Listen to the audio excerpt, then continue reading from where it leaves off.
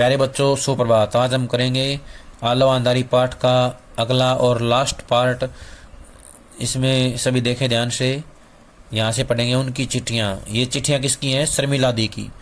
शर्मिला दी की चिट्ठियाँ आती हैं उनके पास। उनकी चिट्ठियाँ पढ़कर बार बार इच्छा होती कि उनके साथ बातें करूं, हंसूं, खेलूं, यह करूं, वह करूं।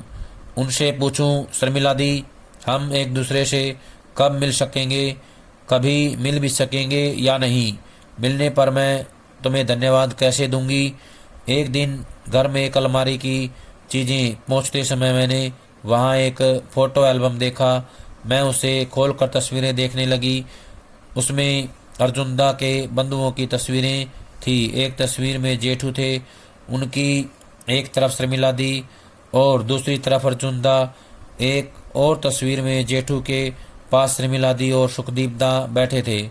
जेठू और शर्मिला दी को तब तक केवल उन्हें तस्वीरों में देखा था, मिली कभी नहीं। कहने का आशय है कि जो बेबी थी उन्होंने शर्मिला को तस्वीरों के माध्यम से ही देखा था।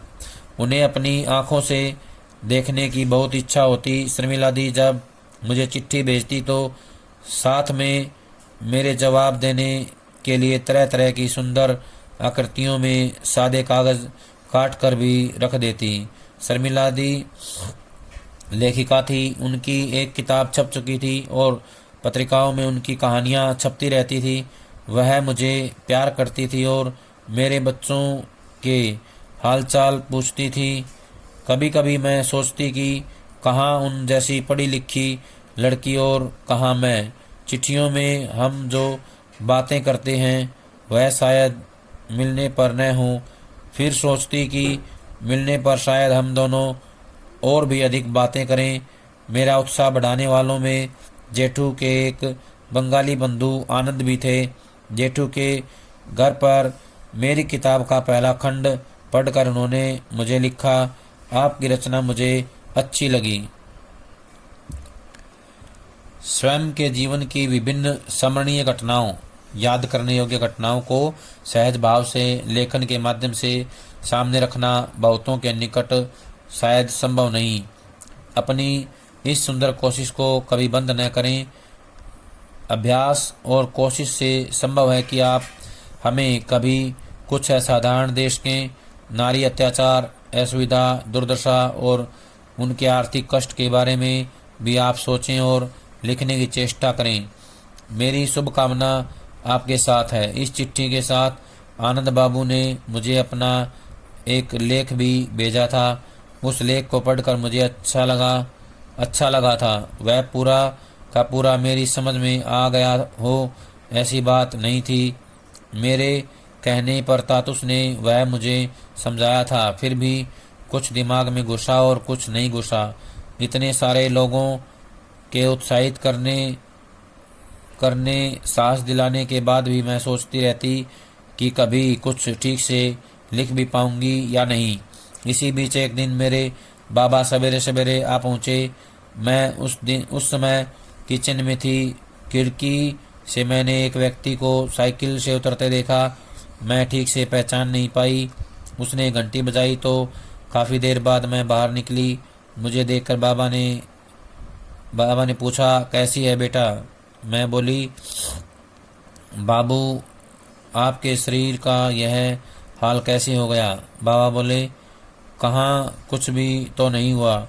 बच्चे कैसे हैं? मैंने कहा, ठीक हैं, सब ठीक हैं, स्कूल गए हैं। मैं तातुस के पास दौड़ी गई और बताया कि मेरे बाबा आए हैं। तातुस बोले, उन्हें घर में बिठाओ, अपने बाबा के लिए कुछ खाना वाना तैयार करो। बाबा को मैं अपने कमरे में ले गई और पूछा, चाय बनाऊं? वह बोले, नहीं, रहने दो, इतनी गर्मी में चाय।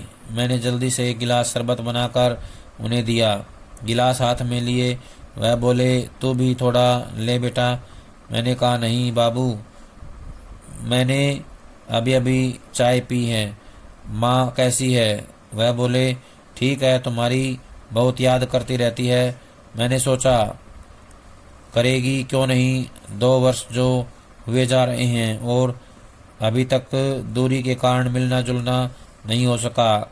अभी तो एक दिन के लिए वहाँ चली जाऊँ तो शायद वही झगड़े फिर शुरू हो जाएं।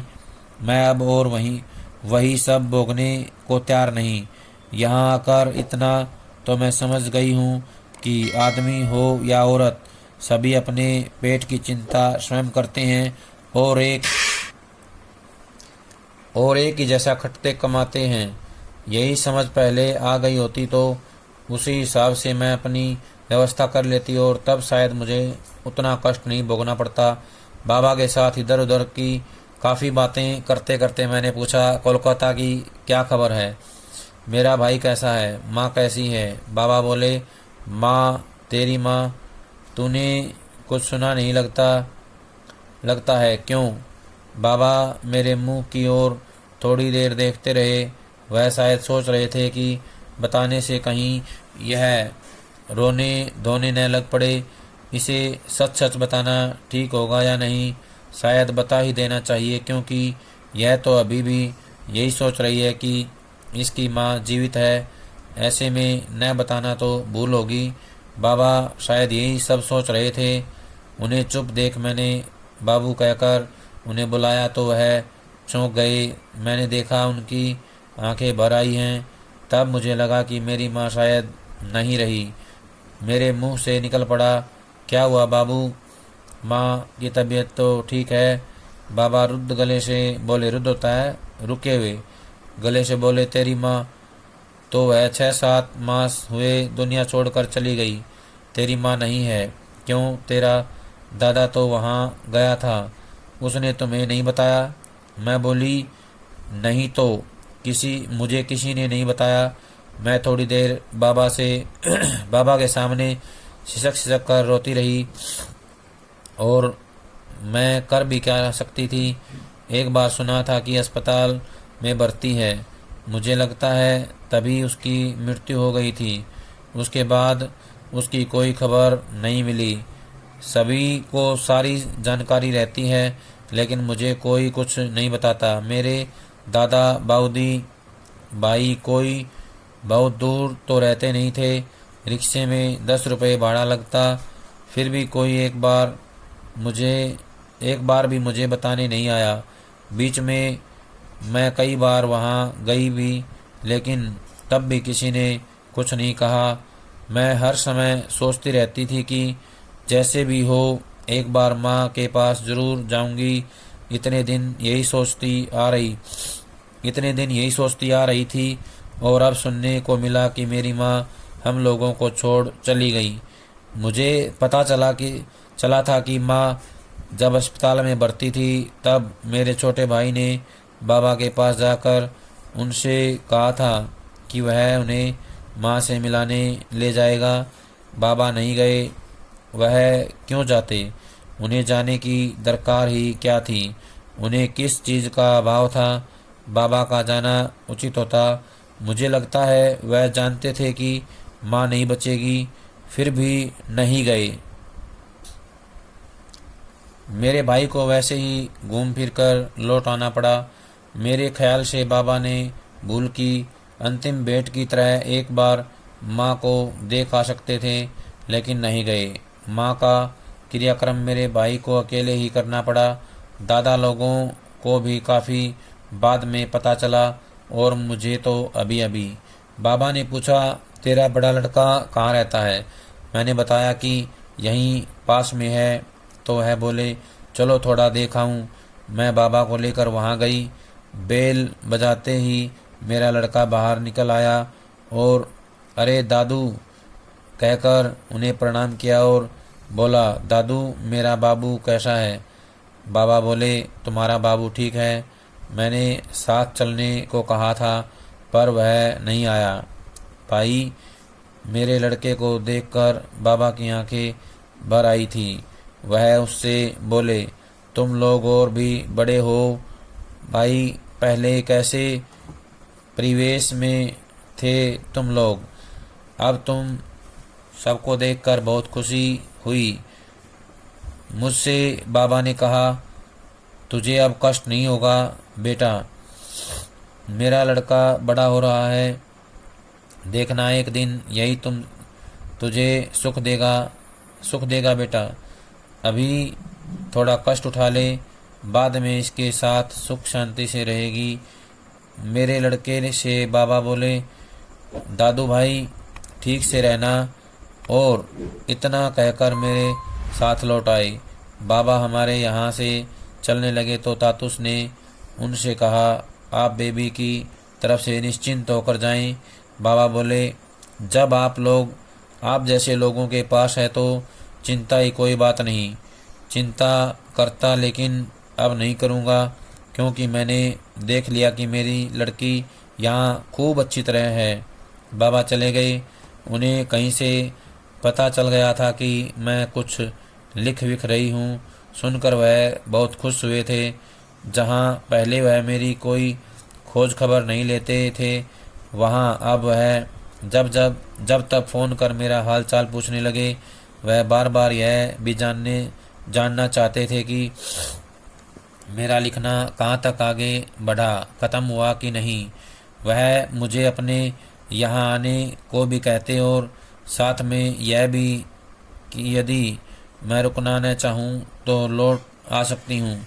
मेरी जाने की इच्छा नहीं होती। बाबा के जाने के बाद कई दिन मेरा मन बहुत ख़राब रहा। मैं पछताती कि मेरी माँ मर गई और मैं आँखों से उसे देख तक नहीं पाई। मुझे बाबा के गिरते स्वास्थ्य की भी चिंता थी। चिंता लगी रहती। इसी बीच जेठू और शर्मिला दी की कई चिट्ठियां भी आ पहुंची थी और उनके जवाब देने की चिंता अलग से लगी रहती। चिट्ठियों के जवाब देने से दोनों खुश होंगे और मेरा मन भी बहल जाएगा। यह सोचकर एक दिन सारी चिट्ठियां लेकर मैं बैठ गई। जवाब देने से पहले उन चिट्ठियों को एक बार फिर पढ़ लेना जरूरी समझकर मैंने पहले जेठू की चिट्ठियां उठाई और फिर किसी कहानी की तरह उन्हें पढ़ने लगी। तातुस ने तुम्हें शब्दकोश की मदद लेने को ठीक ही कहा है। मेरी भी यही राय है। चिट्ठी लिखने में भूलें तो होंगी ही, लेकिन क्या इसी से तुम चिट्ठी लिखना बंद कर दोगी? बार बार जिज्ञासा करना कोई बुरी बात नहीं। जिज्ञासा होने से ही हम लिख पाते हैं। तुम्हारी कहानी क्या इधर सोई पड़ी है? तुम्हारे तातुस की तरह नव वर्ष में खूब लिखो और मल्लेश्वरी की तरह मोटी सोटी हो जाओ, यही मेरी कामना है। तुम्हारा लेखन मुझे बहुत अच्छा लग रहा है और मुझे लगता है कि दूसरों को भी अच्छा लगेगा। मैं अपने बंधु आनंद के कहने पर उनका यह लेख तुम्हें भेज रहा हूँ। तुम्हारे लेखन को लेकर तुम्हारे तातुस और तुम्हारे जेठू दोनों के ही सोचने विचारने का कोई अंत नहीं। सबसे अधिक खुशी की बात यह है कि पहले की तरह अब तुम्हें लिखने में कष्ट नहीं हो रहा है। आशापूर्णा देवी की कोई नई किताब पढ़ी क्या? तुम्हारी लिखावट पहले मुझे काफ़ी कष्ट देती थी, अब कष्ट देने की बात तो दूर, तुम्हारी लिखावट देखकर बहुत खुशी होती है। पढ़ते हुए एक बार भी तुम्हें डांटने की इच्छा नहीं होती, बल्कि बार बार शाबाश बहुत अच्छा कहने की इच्छा होती है। भूलों की चिंता करने लगो तो एक लाइन भी लिखी नहीं जा सकती, इसलिए उनकी चिंता के बिना लिखना होगा। बाद में अपना लिखा स्वयं ही सुधार लेना होगा। इसके बाद जिन लोगों का काम ही है लिखना पढ़ना, उनसे इसे कुछ और सुधरवाने की बारी आएगी। लिखने बैठने से ही लिखा जा सकता है, यह अभिज्ञता तुम्हें निश्चित ही हो गई है। तुम्हारे तातुस ने तुमसे ठीक ही कहा है कि भूल होती है तो हो, फिर भी लिखो। जेठू की जितनी चिट्ठियाँ आती उतनी मेरी इच्छा होती कि लिखूं और भी लिखूं।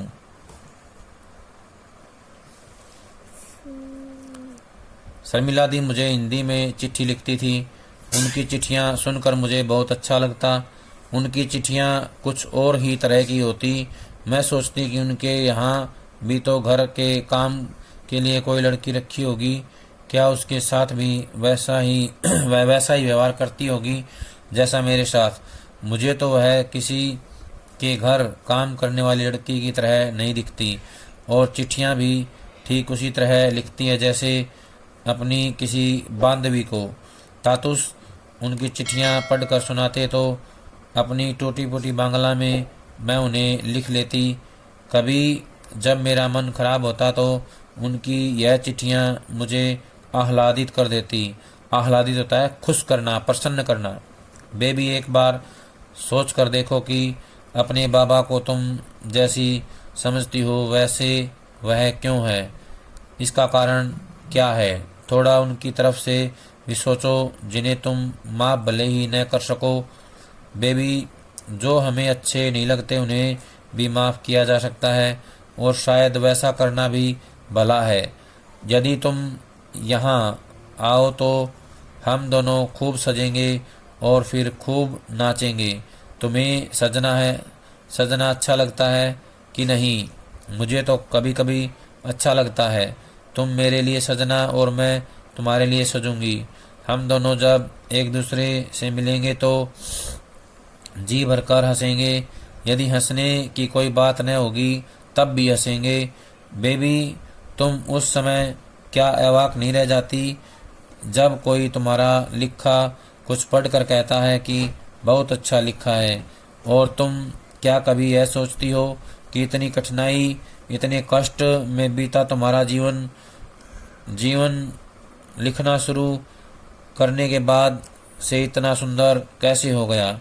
मुझे यह बात बड़ी मज़ेदार लगती कि शर्मिला दी ने मेरे सजने धजने के बारे में पूछा, क्योंकि सजना धजना मुझे कभी अच्छा नहीं लगा।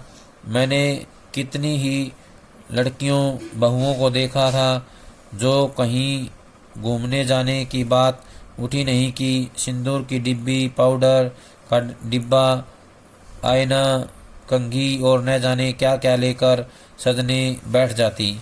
साड़ी पहनती तो अपनी किसी सहेली को बुलाकर पूछती, ए देखो तो ठीक से पहनी की नहीं।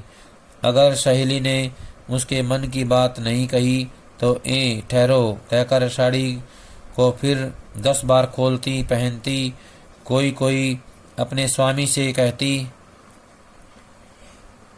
से पूछती, क्यों जी, कौन सी साड़ी पहनना ठीक रहेगा?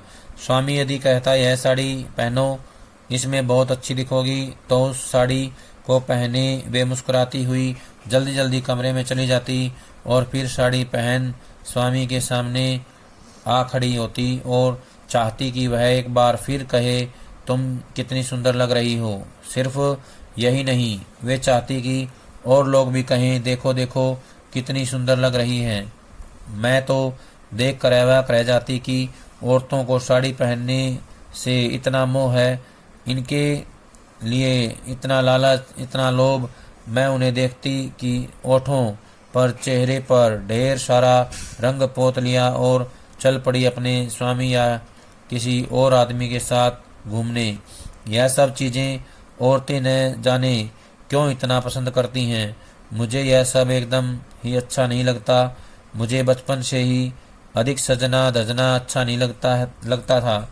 बचपन में मेरी दीदी मुझे पकड़कर जबरदस्ती मेरी कंघी करती और बाल बांधती। सहेलियों के साथ कहीं जाना होता तो सहेलियां ही कह कह कर मुझे सजाती वजाती। ब्याह के बाद भी इन सब चीज़ों का शौक मुझे नहीं हुआ। कहीं जाना भी होता तो बस जैसे तैसे कंघी कर मांग में सिंदूर लगा चल पड़ती। इस पर भी पाड़े की औरतें मुझे देखकर जलती। वे अगर अब मुझे देखती तो और भी जलती और उसको बुला आपस में खुसर फुसर करने लग जाती, क्योंकि साड़ी की जगह मैं सलवार सूट जो पहनने लगी थी। यहाँ आकर इस तरह की तुच्छ बातों से मैं बच गई। यहाँ मुझे सबका स्नेह मिलता था। तातुस के लड़के विदेश से लौटते तो मेरे लिए कुछ न कुछ लेकर आते। मामा माने अर्जुनदा की माँ आती तो वह भी मुझे कुछ न कुछ ज़रूर देती। मैं सोचती कि इन लोगों का इतना प्यार संभाल भी पाऊंगी या नहीं। अब मुझे आश्चर्य होता जब कोई कहता कि वह इसके या उसके बिना नहीं रह सकता, जबकि पहले मैं भी सोचती थी कि अपने दुर्गापुर के कुछ बंधुओं को छोड़कर मैं नहीं रह सकूंगी। यह सब बस कहने भर की बातें रहती हैं। जो पहले कहा करते थे कि इसके या उसके बिना नहीं रह सकेंगे, वे आज उसके बिना बड़े मज़े में हैं। मैं भी कुछ दिन बहुत उदास रही थी जब अपने बंधुओं को छोड़कर आना पड़ा था। प्यारे बच्चों, ये था हमारा आलो अंधारी पाठ का अगला पाठ। सभी इसको ध्यान से याद करेंगे, पढ़ेंगे। जब तक अगली वीडियो नहीं आती है, सभी इसके प्रश्न उत्तर याद करके अपनी कॉपी में लिख लें। सभी का बहुत बहुत धन्यवाद।